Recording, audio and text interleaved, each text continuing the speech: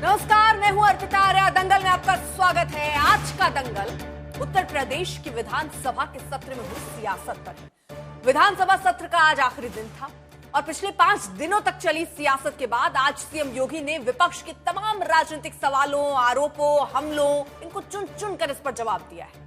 CM योगी ने विधानसभा में विपक्ष के ऊपर 5 बड़े मुद्दों को लेकर पलटवार किया। इसमें सबसे बड़ा मुद्दा कानून व्यवस्था रहा, जिसमें सीएम योगी ने अखिलेश राज की कानून व्यवस्था की तुलना अपने शासनकाल से की है और गुंडों, माफियाओं, अपराधियों को एक बार फिर अल्टीमेटम दिया है। सीएम योगी ने दूसरा वार भ्रष्टाचार के मुद्दे पर किया और अखिलेश राज में रोजगार से लेकर नौकरी तक मौजूद भ्रष्टाचार का उदाहरण देते हुए अपने शासनकाल में उठाए गए कदमों का जिक्र किया। सीएम योगी ने तीसरा प्रहार तुष्टीकरण को लेकर किया और समाजवादी पार्टी पर तुष्टीकरण की राजनीति में अपराध और अन्याय को बढ़ाने के आरोप लगाए।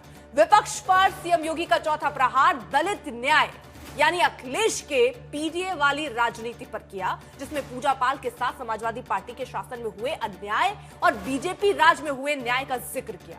समाजवादी पार्टी पर सीएम योगी का 5वां प्रहार विकास के मुद्दे पर था, जिसमें उन्होंने यूपी में बीजेपी से पहले और बीजेपी के बाद के विकास में जमीन आसमान के फर्क को पेश करने की कोशिश की।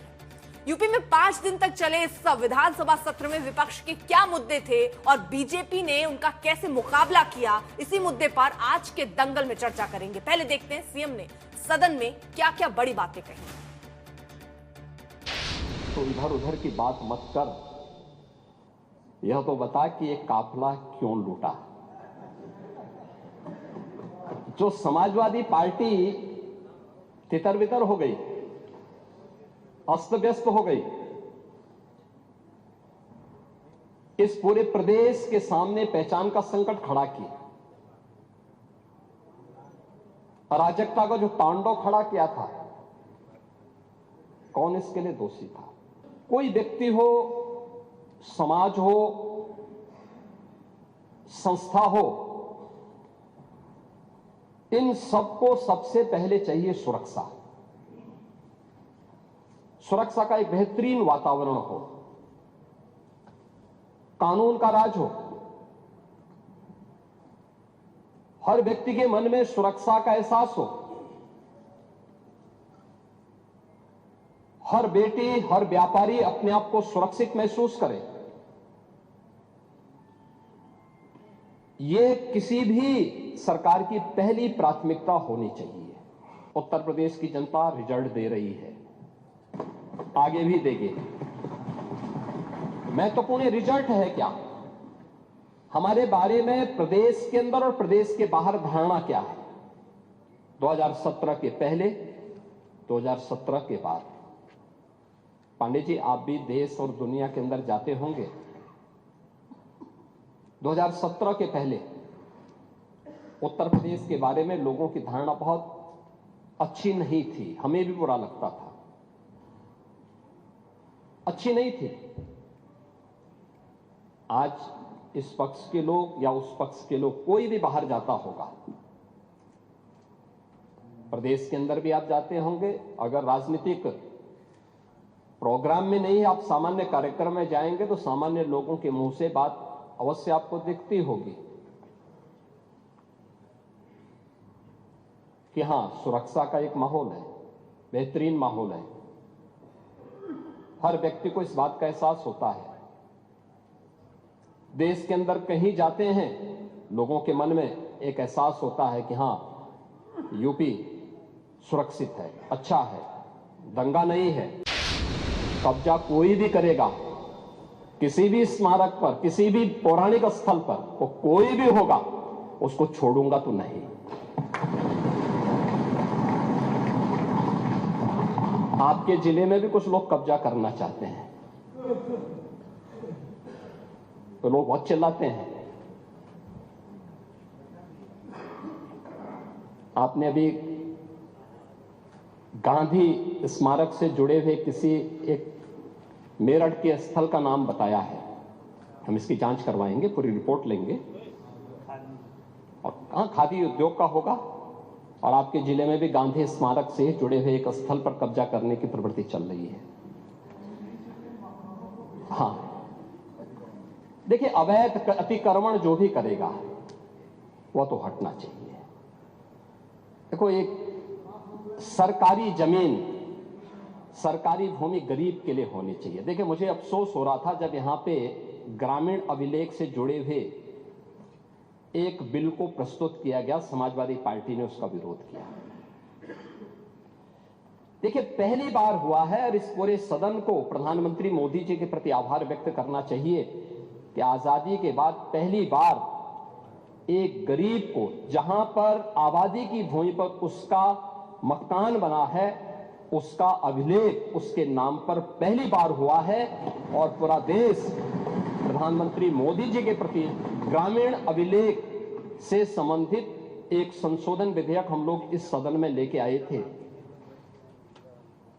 मैं सदन के प्रति आभार व्यक्त करूंगा कि सदन ने पास किया, लेकिन समाजवादी पार्टी ने प्रश्न खड़ा किया। यह अभिलेख उन्हीं गरीबों के लिए है कि जहां पर जिस गरीब का आवास होगा, आबादी की लैंड होगी, तो उस गरीब की परिवार की महिला सदस्य के नाम पे वो दर्ज होगा और उसका मालिकाना अधिकार उसको मिलेगा। उसके नाम पे वो बैंक से जाके कर्ज भी ले सकती है। लेकिन अगर उस आबादी की लैंड पर या किसी सरकारी लैंड पर कोई माफिया कब्जा करके जबरदस्ती उसको मॉल बना करके या कोई वसूली का अड्डा बना करके उसके माध्यम से अनैतिक और अवैध गतिविधियों का संचालन करके कोई छांगुर जैसा व्यक्ति वहां पे अनैतिक गतिविधियों का संचालन करेगा, तो उस पर बुलडोजर भी चलेगा, उसको भी कोई रोक नहीं सकता। आप एम्प्लॉयमेंट की बात कर रहे थे, आपने शिक्षाविद भरे तो थे लोक सेवा आयोग में भी और शिक्षा आयोग में भी। क्या क्या कारनामे किए थे उन्होंने, क्या क्या कारनामे किए थे। जो हाई स्कूल 3rd डिवीजन था, इंटरमीडिएट 3rd डिवीजन था, आयोग का अध्यक्ष हो गया था। जो उसका आयोग जो उसके लिए एलिजिबल नहीं था, उसको आपने आयोग का अध्यक्ष बनाया था। और क्या क्या गुल खिला रहा था। यूपी के नौजवानों के साथ खिलवाड़ इस समाजवादी पार्टी से ज्यादा किसने किया है। आज मैं कह सकता हूं, भर्ती जितनी पारदर्शिता के साथ हुई है। न्याय कैसे होता है? आप ही के सामने आप ही की पार्टी से सदस्य चुनी गई पूजा पाल संभवतः नहीं है।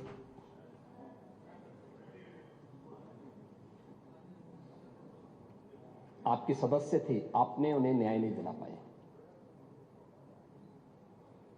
नहीं दिला पाए क्योंकि हिम्मत नहीं थी।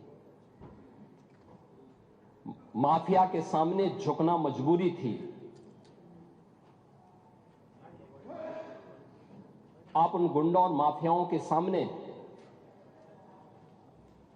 एक गरीब बेटे को न्याय नहीं दे सकते थे। आप बात तो पीडीए की करते हैं, क्या वो पीडीए की पार्ट नहीं थी? और न्याय कैसे होता है, ये हमारी सरकार ने तय किया। बेटी उस पक्ष की होगी, इस पक्ष की होगी, उसको न्याय मिलेगा, हर हाल में न्याय मिलेगा। और श्रीमती बिजमा यादव को भी मैंने बुलाया था, मैंने उनको कहा आपको सुरक्षा हम देंगे, आप चिंता की कोई बात नहीं। क्योंकि ये केवल एक सदस्य की बात नहीं, आपके और मेरे समर्थक की बात नहीं, सत्ता पक्ष और विपक्ष के समर्थकों की बात नहीं, प्रदेश की सुरक्षा का मामला है। सत्र के पहले गड्ढा युक्त सड़कें थी, मेट्रो के नाम पर मजाक बनाया हुआ था, रेलवे के नेटवर्किंग के लिए केंद्र सरकार के साथ समन्वय नहीं था। आपकी मजबूरी होती है तो आप कांग्रेस के साथ गठबंधन कर लेते हैं। 17 के पहले यूपी में 1.5 एक्सप्रेसवे थे और आज उत्तर प्रदेश के अंदर 22 एक्सप्रेसवे, और देश के अंदर अगर ये सभी 22 के 22 बन जाएं तो 60% एक्सप्रेसवे पर अकेले यूपी का कब्जा होगा। अकेले यूपी, देश के अंदर जितने एक्सप्रेस होंगे उनमें 60% यूपी के पास। रेलवे का सबसे बड़ा नेटवर्क आज के दिन पर यूपी में है, 16,000 किलोमीटर का। इंटर स्टेट कनेक्टिविटी 4 लेन की,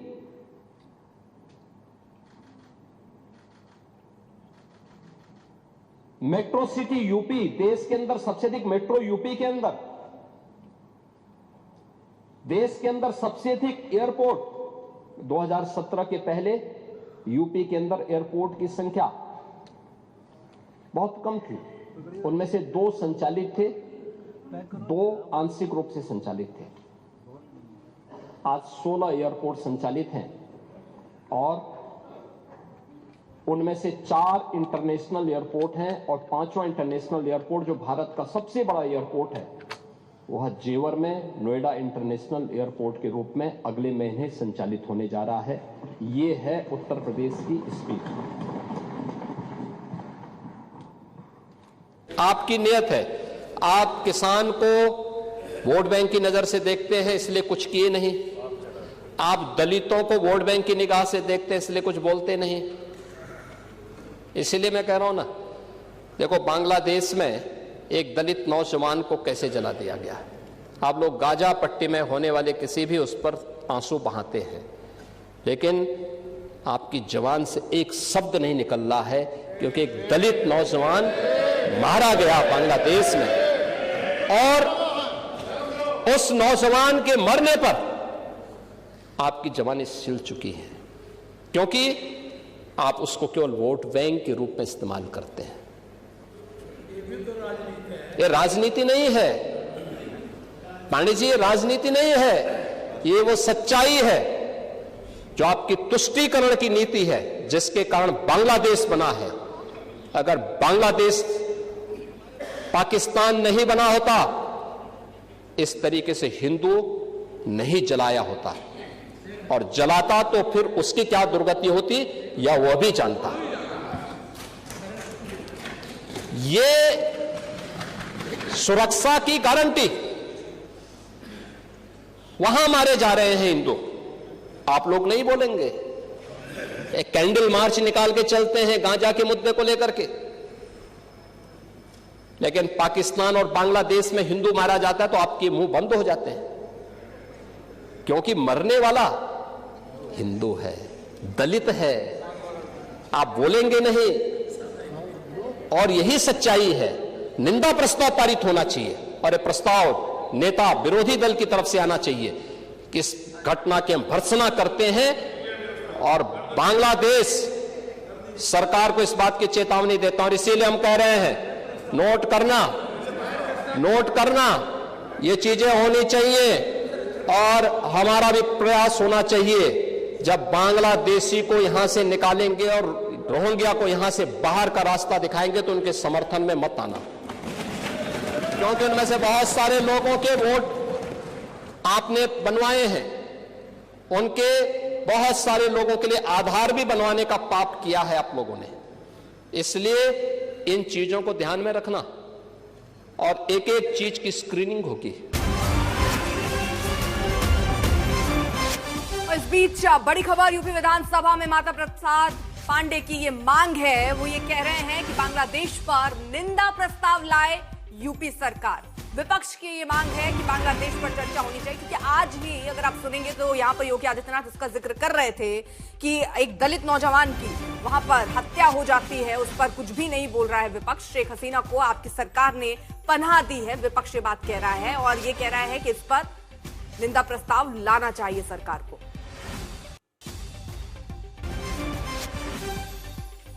तो खास मेहमान हमारे साथ जुड़ चुके हैं, तारुफ करा दे आपका डॉक्टर आशुतोष वर्मा, प्रवक्ता समाजवादी पार्टी के इस वक्त हमारे साथ है, साधना भारती प्रवक्ता कांग्रेस पार्टी की, विशाल मिश्रा राजनीतिक विश्लेषक हैं, वो हमारे साथ जुड़े हुए हैं, मलूक नागर महासचिव है आरएलडी के, वो हमारे साथ हैं, और अमिताभ सिन्हा वकील सुप्रीम कोर्ट के, वो हमारे साथ हैं, और राजेश चौधरी प्रवक्ता बीजेपी के हमारे साथ हैं। और सबसे पहले जरा इसी के साथ शुरुआत कर लेते हैं यहाँ पर आशुतोष वर्मा जी।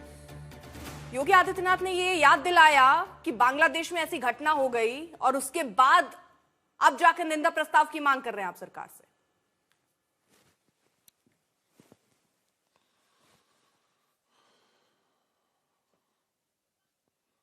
आशुतोष जी,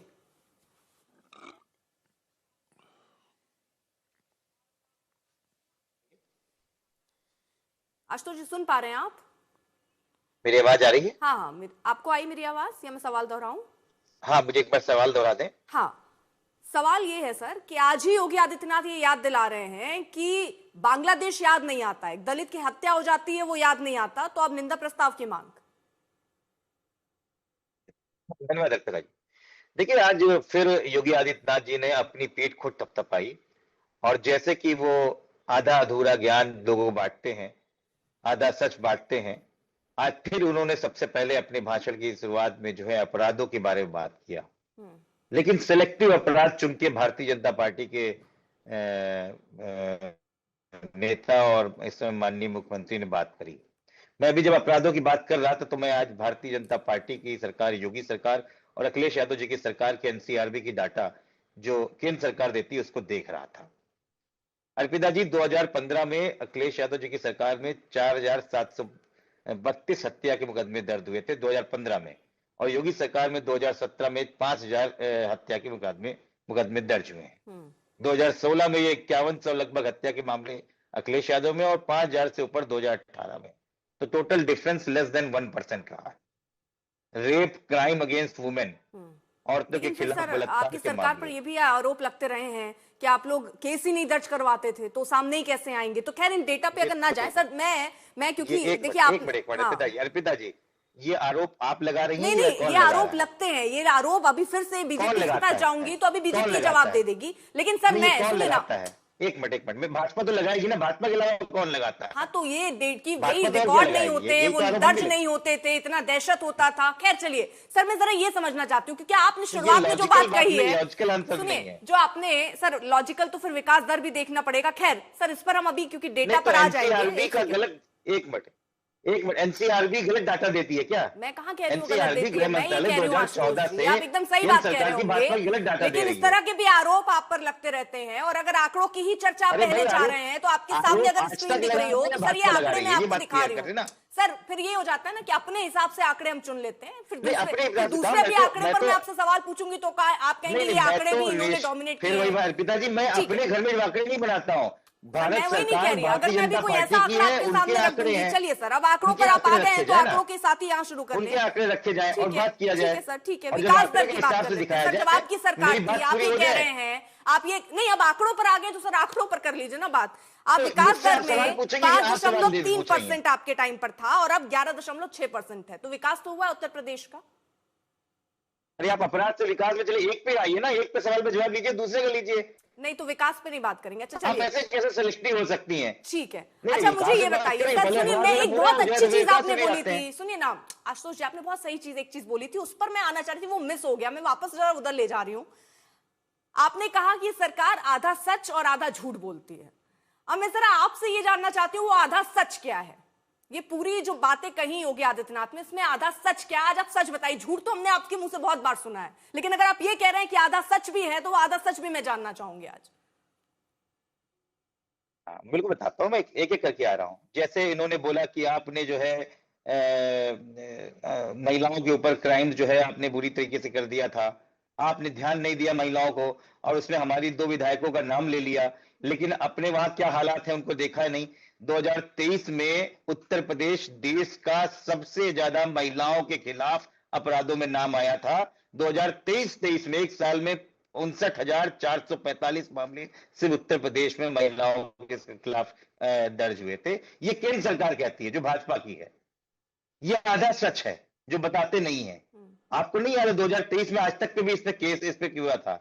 दलितों के खिलाफ दलितों के खिलाफ 2023 में, जो डाटा 2023 तक ही इसलिए बता रहा हूं, 2023 में दलितों के खिलाफ उत्तर प्रदेश नंबर 1 है जो दलितों के खिलाफ अत्याचार हुए हैं। ये भी नहीं बताया, ये आधा सच है। और महिलाओं की बात तो क्या करें अर्पिता जी, आज ही कुलदीप सिंह सेंगर को जमानत मिली है। आज भारतीय जनता पार्टी की किसी भी विधायक, किसी भी मंत्री, किसी भी उप मुख्यमंत्री और किसी भी मुख्यमंत्री की ये हिम्मत नहीं है जो कुलदीप सिंह सेंगर का नाम ले, जिसके ऊपर हत्या और बलात्कार के संगीन आरोप हैं, और वो जाके ये बोले कि हम जाके न्यायालय के खिलाफ बात करेंगे, जेल हुई थी, इनको जेल में ही रहना चाहिए, वो अपराधी हैं। ठीक है, नहीं कर सकते हैं। इसीलिए भारतीय जनता पार्टी कटघरे में होती है कि अगर किसी अपराधी के पीछे खान लगा हो या यादव लगा हो या कोई मुसलमान हो या यादव हो, तो भारतीय जनता पार्टी मुख्यमंत्री उछल उछल के बात करते हैं। आपको याद होगा गोमती अच्छा ठीक है, अब जब आप इतना की वो क्लियर कर रहे हैं, तो घटना, मुझे बताइए जहां कि जब पानी आपकी भर गया सरकार था, में आप कभी नहीं देखते थे कि खान लगा है, यादव लगा है, आपने निष्पक्ष काम किया है सर, मतलब आपने कभी, आपने सरनेम नहीं देखा, आपने खान और यादव नहीं देखा कभी भी? मैं बिल्कुल नहीं देखती और समाजवादी पार्टी ने बिल्कुल नहीं देखा। मुख्यमंत्री योगी आदित्यनाथ ने इसी सदन में खड़े होके एक लिस्ट अपराधियों की करी थी जो गोमती नगर में छेड़खानी में आए थे। उसमें 14 लोग अभियुक्त थे और 2 मुसलमान और 2 यादव का नाम लेके वो चुप हो गए थे। तब किसी ने नहीं पूछा कि सिलेक्टिव आप क्यों हो गए थे। ठीक है, ठीक है राजेश चौधरी जी, वो कह रहे हैं सिलेक्टिव रहते हैं आप। आपकी जो 48 बड़े माफियाओं की भी लिस्ट है, उसमें आपके जो करीबी उनके नाम ही नहीं होते हैं। वो कह रहे हैं कि आप विशेष समुदाय को देखकर, विशेष जाति को देखकर उनको टारगेट करते हैं। देखिए अर्पिता जी, ये झूठ बोलने का काम कर रहे हैं। 2012 से 2017 का यदि हम दंगे और अपराध की वृद्धि देखेंगे तो 60% बढ़ी थी समाजवादी पार्टी के शासन में। यदि आज हम 2017 से और 2025 में यहाँ बैठे हुए हैं, यदि देखेंगे तो महिलाओं के अपराध 36% कम हुए हैं। 36%, आप कल्पना कर सकती हैं।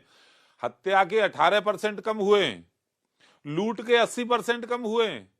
उत्तर प्रदेश कानून व्यवस्था के मामले में पूरी दुनिया के अंदर एक मॉडल बना है।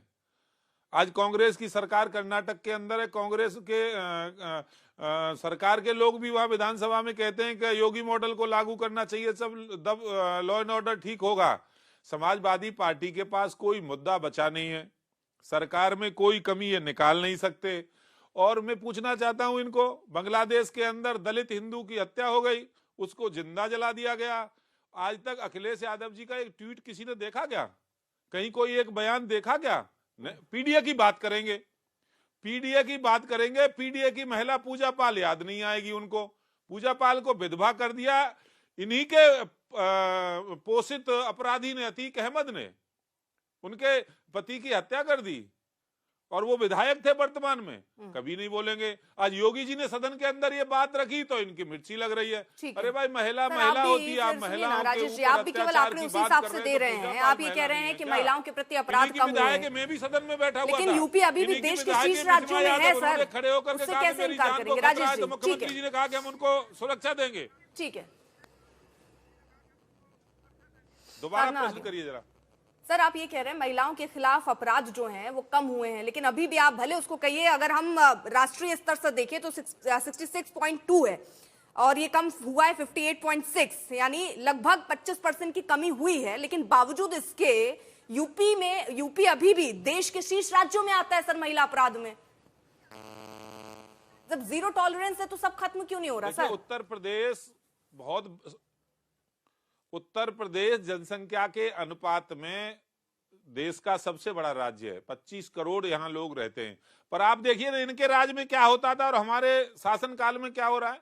लगातार अपराध गिर रहे हैं, कानून व्यवस्था अपराधियों को आज पुलिस की गोली का शिकार होना पड़ता है, अपराधी को लगड़ा अभियान का शिकार होना पड़ता है, अपराधी को जेल जाना पड़ता है। अधिकारी अपराधी आज उत्तर प्रदेश में साधना जी भी कुछ कहना चाह रही है। योगी बाबा की सरकार। एक छोटा सा रिएक्शन, उसके बाद साधना आ रही हूँ। मैं 10 सेकंड में इसका 10 सेकंड में जवाब दे दूं, 10 सेकंड में। देखिए बहुत ज्यादा दूर जाने की जरूरत नहीं है, हम सब यहाँ बैठे हुए उत्तर प्रदेश से सभी लोग संबद्ध हैं। 3 नाम मैं ले रहा हूं और तीनों का भारतीय जनता पार्टी से क्या संबंध है अपने आप समझ में आ जाएगा। नंबर 1 हमने कुलदीप सिंह सेंगर का नाम लिया था। आपको पता है क्या कांड हुआ था, पूरे दुनिया ने देखा, इंडिया ने नहीं पूरी दुनिया ने देखा उस रेप कांड में क्या हुआ। उसी रेप कांड में रात में 2:30 बजे बच्चे का शव जला दिया गया था ना। आंख नहीं मिला पाएंगे आप बैठ के यहाँ पर। दूसरा नाम मैं ले रहा हूं ब्रिजेश सिंह का। एमएलसी हैं, 50 से ज्यादा इनके ऊपर हत्या के जैसे संगीन मुकदमा है। इस समय भारतीय जनता पार्टी के शासनकाल में एमएलसी बने बैठे हुए हैं। और धनंजय सिंह का, जिनका नाम कोडीन भैया की तरीके से चल रहा है, जिनके ऊपर 40 से ऊपर मुकदमे हैं। कितने लोगों को इन तीनों में से, और जो ताकतवर लोग हैं, कितनी बार UP police, Uttar Pradesh police, किसी विधायक, किसी से ठीक है राजेश जी, इसका जवाब मैं आपसे लूंगी। साधना जी का भी सवाल ले लेती हूँ मैं, इसमें आ रही हूँ। हाँ, साधना भारती, उनका सवाल। एक सेकंड अर्पिता जी, एक सेकंड। ये सरासर झूठ बोल रहे हैं। धनंजय सिंह का भारतीय जनता पार्टी से कोई मतलब नहीं है। भारतीय जनता पार्टी के सदस्य भी नहीं है वो। और दूसरे महानुभाव का, जिनका ये ब्रजेश सिंह का नाम ले रहे हैं, झूठ बोल रहे हैं, वो एमएलसी नहीं है।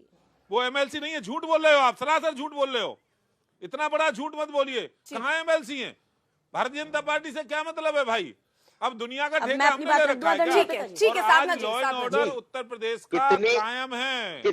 और मैंने तो राजेश चौधरी जी ये भी नहीं बोला भारतीय जनता पार्टी के सदस्य हैं। मैं तो ये बोला कि वो एमएलसी कैसे बनते हैं, उनकी पत्नी जिला पंचायत अध्यक्ष कैसे बनती हैं। एमएलसी तो है ही नहीं, प्रदेश के सब लोग बैठे हैं। एमएलसी तो है नहीं भाई, झूठ बोल रहे हैं ना आप। यही तो मैं कह रहा हूँ। ठीक है, मैं यही तो कह रहा हूँ कि एमएलसी है नहीं, और आप इतने बड़े प्रतिष्ठित चैनल पे बैठ करके झूठ बोले जा रहे हैं भाई। अरे अपने आंकड़े दुरुस्त करके आया करिए, जरा पढ़ के आया करिए भैया। आप एक पार्टी को रिप्रेजेंट कर रहे हैं, आपको यही नहीं पता। भाई बुलडोजर का ड्राइवर मंगवा लो हमारे वहां से। आपको पता ही बुलडोजर चलेगा। ठाकुर बाबा पे भी बुलडोजर चलेगा। अपराधी अपराध करेगा, उस पर बुलडोजर चलेगा। जिसने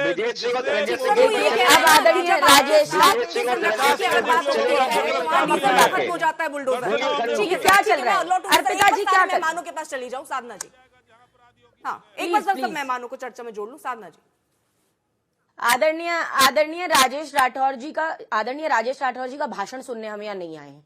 और दूसरी बात मैं ये कहूंगी कि आंकड़ों पे तो बात हो गई, अब जमीन पे थोड़ी बात कर लेते हैं। देखिए, इसी को कहते हैं कि गूंगा बहरापन ओढ़े सिंहासन है और लूले लंगड़े संकल्पों का शासन है। ये कह रहे हैं जी, बताइए क्या? अरे बुलंदशहर के अंदर छतारी में जिस समय लगातार ये नेता चुनाव प्रचार कर रहे थे, बीच में मत बोलिए, मैंने बीच में आपके नहीं बोला था, बीच में नहीं बोला था मैंने आपके। आप बीच में नहीं, ये कोई तरीका नहीं है। आप चुपचाप बैठिए और प्लीज मेरी बात सुनिए। मैंने आपकी पूरी बात पूरे सम्मान के साथ सुनी। आदरणीय राजेश जी, कृपया। राजेश जी प्लीज अपनी अपनी बारी में बोलिएगा। सर, ये कोई तरीका नहीं है ना। राजेश जी प्लीज, आप बोल रहे थे तो साधना नहीं बोल रही थी। ठीक है साधना, अरे ठीक है। देखिए, चलिए राजेश चौधरी जी, आदरणीय राजेश चौधरी जी, आदरणीय, अरे हाँ ठीक है, कर दिया। अरे कर दिया, मैं आपका नाम याद करने के लिए डिबेट करने। आप देखिए, ठीक है, उनका नाम राजेश चौधरी जी है। चलिए मैं क्लियर कर दे रही हूँ। साधना चलिए चर्चा पे आते हैं। ठीक है, चर्चा पर आते हैं। साधना जी, अर्पिता जी एक सेकंड अर्पिता जी, नहीं, हाँ देखिए, सबसे पहली बात इनका नाम का संशोधन क्या है वो करने के लिए नहीं आई हूँ। ठीक है, राजेश राठौर नहीं, राजेश चौधरी जी, आदरणीय राजेश चौधरी जी ने कहा कि जी मैं यही कह रही हूँ, यही है हकीकत। अब ये हकीकत में नहीं आना चाहते, इसलिए इधर उधर की बात करना चाहते हैं।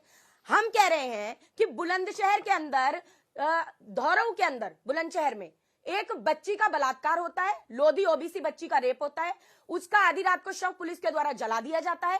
वहां पर प्रचार करने के लिए जाते हैं, योगी आदित्यनाथ जी भी जाते हैं और इनके सब मंत्री जाते हैं, लेकिन उस बच्ची के घर पर कोई नहीं जाता। प्रियंका गांधी जी गई थी। आप यहाँ पर बातें बनाने का काम करें, उस बच्ची को आज तक न्याय नहीं मिला। आप बात कर रहे हैं कुलदीप सेंगर, ये बताइए क्या वो माफियाओं में नहीं गिनती आती? आप कह रहे हैं जी, अब ये बताइए ब्रजभूषण शरण सिंह कौन है? 84 केस है उनके ऊपर, वो माफिया में नहीं आते हैं। आपका नाम याद करना बहुत बड़ी बात नहीं है, इनका नाम याद कीजिए और इनके नामों की लिस्ट बनाइए कि भारतीय जनता पार्टी में उत्तर प्रदेश में कितने माफिया हैं। क्या उनके घरों पर चलाएंगे बुलडोजर? जबकि बुलडोजर का शासन नहीं होना चाहिए, कानून का शासन होना चाहिए। दूसरी बात मैं कहूंगी, कुलदीप सिंह सेंगर कौन है? और आप यहाँ बैठकर बातें बना रहे हैं। आपने अभी कहा कर्नाटक पहुंच गए आप। अरे मध्य प्रदेश के अंदर एक मिनट, एक मुद्दा है बहुत जरूरी है, इन्होंने आरोप लगाया इसलिए कह रही हो कर्नाटक पहुंचे, बगल में ही है उत्तर प्रदेश के मध्य प्रदेश। शिवपुरी के अंदर एक लोधी बच्ची का रेप होता है, विकलांग बच्ची, 1-1.5 साल का उसका बच्चा हो गया, बलात्कार से पीड़ित हुई, बलात्कार से प्रेग्नेंट हुई, 1.5 साल का बच्चा है। आज तक मंदिर का महंत बाबा ब्रजेश शर्मा गिरफ्तार नहीं हुआ। ये तो ओबीसी हो, एससी हो, एसटी हो, उसको न्याय नहीं देंगे। ठीक है, ये न्याय देंगे सिलेक्टिव करके जो इनके साथ आरोपी। एक मिनट, एक अंतिम बात ये कहकर सारे मेहमानों को भी जोड़ना है, साधना जी जल्दी, कि बलात्कार का कोई अपराधी जी जी बिल्कुल, एक अंतिम बात, बलात्कार का आरोपी हो, बलात्कार का अपराधी हो, कोडीन का आरोपी हो, कोई बड़ा भ्रष्टाचार का आरोपी हो, उसका संरक्षण ये सरकार करेगी। इसीलिए आप अपने नाम का संशोधन से पहले लिस्ट निकालिए माफियाओं की, आधे से ज्यादा माफिया आपके, और एक प्रकार क्या नाम है उनका, प्रकाश द्विवेदी सदन में आपके विधानसभा में, वो उनको बालू माफिया कहा जाता है। शर्म आनी चाहिए, चुल्लू भर पानी लीजिए बातें बनाने से ज्यादा। ठीक है विशाल मिश्रा। अर्पिता जी, उत्तर प्रदेश को लेकर डिबेट चल रही है, तो मैं उत्तर प्रदेश की एक बहुत बढ़िया लाइन कहूंगा समाजवादी पार्टी और कांग्रेस के लिए, विशेषकर समाजवादी पार्टी की, झूठई लेना झूठई देना और झूठई भोजन झूठई चबेना। ये समाजवादी पार्टी के प्रवक्ता बड़े अच्छे से समझ रहे होंगे। एक सिर्फ सवाल मैं आपसे पूछता हूं, आपके माध्यम से पूरी जो भी दर्शक हैं सुन रहे होंगे। जब से भारतीय जनता पार्टी की सरकार आई है और आदरणीय मुख्यमंत्री योगी आदित्यनाथ महाराज जी मुख्यमंत्री बने हैं, डबल इंजन की सरकार है उत्तर प्रदेश में, एक दंगा बता दें समाजवादी पार्टी या कांग्रेस के प्रवक्ता, और अपने कार्यकाल में दंगों की लिस्ट, मुजफ्फरनगर, मुरादाबाद, सहारनपुर, बरेली, बोलो ना समाजवादी पार्टी के प्रवक्ता। एक बात। दूसरी बात, एक एग्जाम्पल दे दें कि किस माफिया की जमीन इन्होंने हड़प कर गरीबों में बांटी हो, गरीबों के लिए मकान बनाया हो, एक एग्जाम्पल दे दें। अभी 4000 करोड़ की संपत्ति माफियाओं की उत्तर प्रदेश में जब्त की गई है और 66,575 हेक्टेयर जमीन हड़पी गई है माफियाओं की। और अभी वो अतीक अहमद का जो गलत तरीके से था, उस पर 72 गरीबों के मकान बनाकर दिए गए हैं। समाजवादी पार्टी के प्रवक्ता को चैलेंज करता हूं आपके माध्यम से, एक एग्जाम्पल दे दे कि इन्होंने माफिया से जमीन लिया हो, माफिया की संपत्ति हड़का हो। है ही नहीं ना, क्या बात करते हो। जिन्होंने माफियाओं को पुष्पित पल्लवित किया हो, तुष्टीकरण की राजनीति की हो, एक बात। दूसरी बात, एकेडमिक्स की तो पूछो ही मत, आप इनसे पूछो ना। इनके उत्तर प्रदेश लोक सेवा आयोग के जिसको अध्यक्ष बनाया था, उस पर माननीय न्यायालय ने क्या टिप्पणी की थी, पूछे ना इनसे। हम लोग वो दौर देखे। आगे बढ़ता हूं, बिजली, हाय क्या बात है, केवल सैफई में रहती थी और आज 13,000 मेगावाट की पीक इनके टाइम पे हुआ करती थी, 30,000 मेगावाट की पीक की सप्लाई हुई है। उत्पादन इनके समय पे 5,878 मेगावाट होता था, आज 11,760 मेगावाट है। आगे बढ़ता हूं, अभी एनसीआरबी के डाटा की बात कर रहे थे, 77,811 लोगों के ऊपर गैंगस्टर लगा है। समाजवादी पार्टी के प्रवक्ता को चैलेंज है, बताओ ना कितने लोगों के ऊपर गैंगस्टर लगाया था आपने। 68 मुकदमों में से 31 माफियाओं पर कार्रवाई हुई है, अंदर है, सजा याफ्ता है। और इनके तो अभी कुछ ही दिन पहले, पिछले सितंबर के महीने में 8 या 10 सितंबर की डेट होगी, यही 2025, इनसे पूछिए जरा नाम बताएं किसको सजा दी गई एमपी एमएलए कोर्ट के द्वारा। अरे अपराधों की बात करते हो, ऑर्गेनाइज्ड क्राइम खत्म हो चुका है उत्तर प्रदेश में। आज एक छोटा सा रिएक्शन बाकी मेहमानों के पास में जल्दी से जाना है। आप क्यों मुस्कुरा रहे हैं, वो लंबे आरोप लगा रहे हैं। चैलेंज है आपके माध्यम से, चैलेंज है अर्पिता जी, बताइए ना समाजवादी पार्टी के प्रवक्ता, एक माफिया की जमीन ली हो, 1 एकड़ लिया हो, बताओ ना। ठीक देखिए ऐसा है, लेकिन ठीक है झूठे चबेना, झूठ पे झूठ। देखिए जब भाषण देना ही सिखाया गया है, माफिया जेलों के पीछे हो गया। अरे मिश्रा जी कुछ नहीं मिलेगा इससे। एक तत्व पे बात, राजनीतिक विश्लेषण से अच्छा प्रवक्ता ही लिखा लिए होते, राजनीतिक विश्लेषण करके झूठा मोहरा देके क्यों बैठते हो भाई।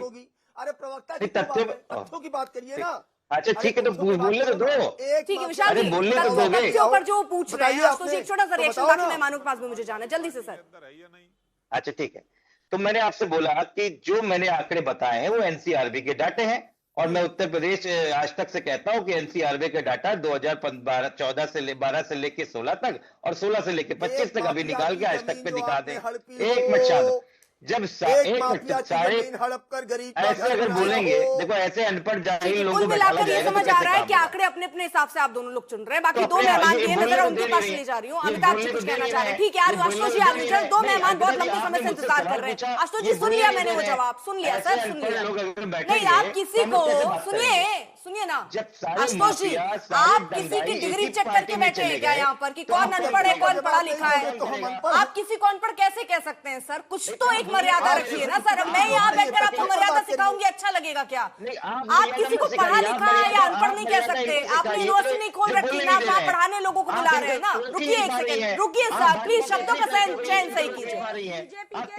एक सेकंड आशुतोष जी, रुक जाइए। आप रुक रहे हैं मेरे कहने पर, नहीं रुक रहे हैं ना सर? ठीक है अमिताभ जी, मेरा जवाब मिल गया सर, मिल गया। मैंने आपसे कहा था 10 सेकंड सर, हो गया। मुझे आगे बढ़ने दीजिए। अमिताभ जी, अमिताभ जी ठीक है। बाकी सबकी आवाज कम कीजिए प्लीज, अच्छा नहीं लगता सर। हाँ अमिताभ जी। धन्यवाद अर्पिता जी, धन्यवाद। आपके इस कार्यक्रम का जो नाम है वो सार्थक है, वाकई में दंगल लगता है। यहाँ पर सार्थक चर्चा की जगह पे लोग एक दूसरे से मुक्केबाजी के लिए अगल बगल होते तो मुक्केबाजी को उतार हो जाते। धन्यवाद, आपने मुझे मौका दिया। अंततः मैं यहाँ पर सिर्फ अपनी संक्षिप्त बात कहूंगा 2 मुद्दे पे। पहला मुद्दा वो है आपका जो अपराध का मुद्दा जिसके ऊपर में चर्चा हो रही है, और दूसरा मुद्दा मैं कहूंगा जिसमें महाराज योगी आदित्यनाथ जी ने बुलडोजर के बारे में बात किया है। इन 2 विषयों पे ही मेरा फोकस रहेगा। पहला वो है बुलडोजर। अब वहां से उल्टा शुरू करता हूं। बुलडोजर में 2024 के सितंबर महीने में सुप्रीम कोर्ट ने एक गाइडलाइन तय कर दिया था कि बुलडोजर राजनीति नहीं चलेगी। मैं यहाँ पर सुप्रीम कोर्ट के अधिवक्ता के नाते एक बहुत ही जिम्मेदारी से एक अपना बयान देना चाहता हूँ कि सुप्रीम कोर्ट का भी selective pick and choose decision होते हैं बहुत बार। 2022 में उन्होंने जो ट्विन टावर ध्वस्त करवाया था नोएडा में सुपरटेक का, उसमें 36,000 टन विस्फोटक यूज किए गए थे, और जो प्रदूषण फैला था वो अलग विषय है। लेकिन खैर उन्होंने जो मानदंड 24 में तय किया सितंबर महीने में, उसमें कुछ गाइडलाइंस बनाई जिसमें कहा गया कि आप 15 दिन का नोटिस देंगे, रिसीव कराएंगे, उसके बाद उसको एक सुनवाई का मौका देंगे, उसके बाद डीएम और एसपी को सूचना दी जाएगी, और चौथी बात उसका वीडियोग्राफी होगा। जो भी ये 4 गाइडलाइंस को फॉलो करने का सुप्रीम कोर्ट ने वहां दिया, और उस गाइडलाइंस को फॉलो करके उसके बाद भी उत्तर प्रदेश में माफियाओं का जिन्होंने अवैध कब्जा किया हुआ है उस पर एक्शन हुआ है। मैं इस बात को पूरे गर्व से कहता हूं कि विनय न मानत जल्दी झगड़ा गए 3 दिन बीत, बोले राम सकोप तब बिनु भय हुई न पीत। इन माफियाओं अपराधियों को जब तक दंड का भय नहीं होगा अर्पिता जी, तब तक ये चुकेंगे नहीं, क्योंकि भारत की कानून व्यवस्था इतनी लचर है। मैं दुर्भाग्य से ये बात कहना चाहता हूँ कि वहां पर ये अपराधी अपने पैसे के बल पे, संपर्कों के बल पे। फिर मेरा एक सवाल आपसे है इसमें कि माफिया कांड करने के लिए पुलिस को ही माफिया का रूप रखना पड़ेगा क्या सर? क्या ये तरीका भी ठीक है? नहीं, बिल्कुल नहीं। एक ड्यू प्रोसेस है। तो ड्यू प्रोसेस में जो एनक्रोच्ड जितने भी माफियाओं ने जो एनक्रोचमेंट अतिक्रमण करके जबरदस्ती अपने मसल पावर से उन्होंने जो कब्जा किया हुआ है उसको छुड़ाने के लिए बहुत छोटा प्रोसेस है, और उसके लिए माफिया बनने की जरूरत नहीं। पुलिस को एक प्रोसेस पूरा करना पड़ता है संक्षिप्त। दूसरी बात, हाँ, मैंने बहुत धैर्य से सुना है पिताजी, अब मुझे थोड़ा 1 मिनट दीजिए। दूसरा, आप जो लॉ एंड ऑर्डर की बात करें, अपराध की, देखिए यदि जो भी अर्थशास्त्र का विद्यार्थी आओ या अर्थशास्त्र पढ़ाओ, देखिए डेवलपमेंट यानी जो विकास है किसी भी जगह का, वो 3 बातों पे निर्भर करता है। वो है सड़क सुरक्षा और सड़क सुरक्षा और बिजली। ये 3 चीज है। देखिए जो यहाँ का विकास दर है, आपने ही अपने प्रोग्राम शुरू में बताया 11% है, और सबसे सर्विस सेक्टर में उत्तर प्रदेश पूरे भारत में सबसे टॉप पर है। तो ये विकास ऐसा ही नहीं होता है, सबसे पहले वहाँ लॉ एंड ऑर्डर सुधरा, इसलिए विकास हुआ है। सर समय थोड़ा सा कम है, मैं मलूक जी के पास नहीं जा पाई हूँ, माफी के साथ। मलूक जी, आपका एक रिएक्शन। चलिए, धन्यवाद। देखिए, जो पूरी बातचीत हो रही है, किस तरीके से बात कर रहे हैं और किस तरीके से नहीं कर रहे हैं, अधिवक्ता हैं हमारे साथी सुप्रीम कोर्ट का साफ बिल्कुल आदेश है, अगर सरकारी जमीन पे कब्जा करके मकान बनाया, गरीबों की छीन के बगैर नक्शा पास करे मकान बनाया, और किसी भी एनक्रोचमेंट करी गई है और उन्होंने अपराध कहीं करा है और अपराध में उनका नाम आ गया है और उन्होंने पहले भी गैर कानूनी काम कर रखा, तो बुलडोजर जाएगा 100%। और जो बात हो रही है सिर्फ के माफियाओं की, किसी भी पार्टी या पॉलिटिक्स से जुड़ा हो, एक दूसरे की तरफ को करने की कोशिश कर रहे हैं, कोई भी बच नहीं पाएगा। माननीय हाई कोर्ट से उसको डिस्पोज ऑफ कराया गया केस को, उस पर कार्रवाई चल रही है, एसआईटी बनी है, ईडी काम कर रही है, तमाम एजेंसियां काम कर रही हैं, कोई भी बख्शा नहीं जाएगा। मैं अर्पिता जी आपके टेलीविजन पे बैठ करके ये सीधा सीधा कह रहा हूं, और जो दलित हैं बांग्लादेश में और उनके खिलाफ जो वहां पे षड्यंत्र करके उनको जो यातनाएं और उनकी जो हत्याएं हुई हैं, उनकी हम सबको मिल करके निंदा करनी चाहिए।